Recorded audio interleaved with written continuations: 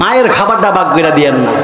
তিনটা ভাই হইলে বললেন না যে ভাই বড় ভাই আমরা করে 10 দিন খাইবো, আমার ঘরে 10 দিন খাইবো, ওই বের করে 10 দিন খাইবো, এটা বললেন না।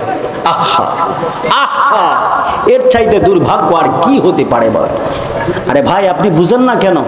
আপনি যখন পড়াশোনা করছিলেন ফি দিতে পারেন না, ফ্রেন্ডরা সবাই ফি দিয়ে ফেলছে পরীক্ষার, আপনি দিতে পারেন না। আপনার বাবা আপনার পরীক্ষার ফি দেওয়ার জন্য পাগল পাড়া হয়ে গেছে, ঠিক কিনা বলেন না? আহা, আপনি বুঝেন না কেন? আপনি যখন ছোটবেলা অসুস্থ হইতেন মা বারবার একটা কথা বলতো, আল্লাহ আমার ফোলারে সুস্থ করে দেন, ফোলার রোগটা আমারে দিয়া দেন। বলে না? বলে না? বলে না? বাবা কি এই কথা বলে না? বাবা বারবার বলে আল্লাহ আমার সন্তানের রোগ আমারে দেন, আমার সন্তানরা বাঁচিয়ে রাখেন। বলে কিনা বলেন? আপনি সেই বাবার খাবারটা কেমনে ভাগ কইরা দেন? কখনো এটা করবেন না, কোনো দিনও এটা করবেন না। বাবা মায়ের খাবার কখনো ভাগ করে দিবেন না যতদিন থাকবে। কি খাবে? আপনার বাবা মা যদি আপনার সাথে খায় আপনার বরকত বাড়িয়ে দিবে, বরকত বাড়িয়ে দিবে, বরকত বাড়িয়ে দিবে।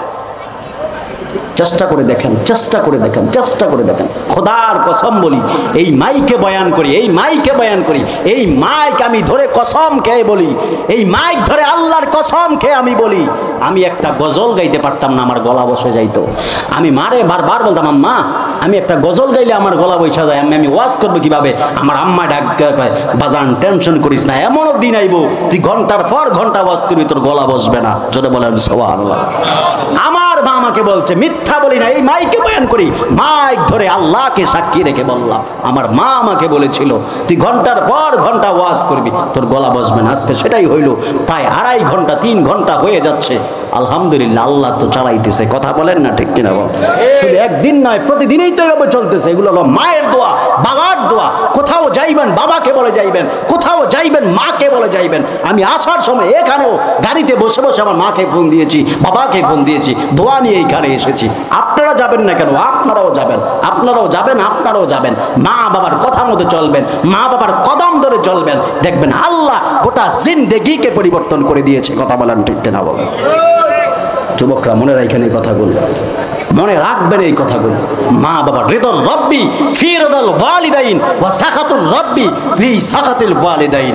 মা বাবার সন্তুষ্টি যদি অর্জন করতে পারো আল্লাহর সন্তুষ্টি হয়ে যাবে। মা বাবা যেই সন্তানের উপর খুশি আল্লাহও সেই সন্তানের উপর খুশি হয়। জোরে বলুন সুবহানাল্লাহ। তাহলে সেই মা বাবার খেদমতের দরকার আসেনি? বেদরগঞ্জের মানুষ আসেনি? এই বলেন আসেনি? আমি এই মাহফিল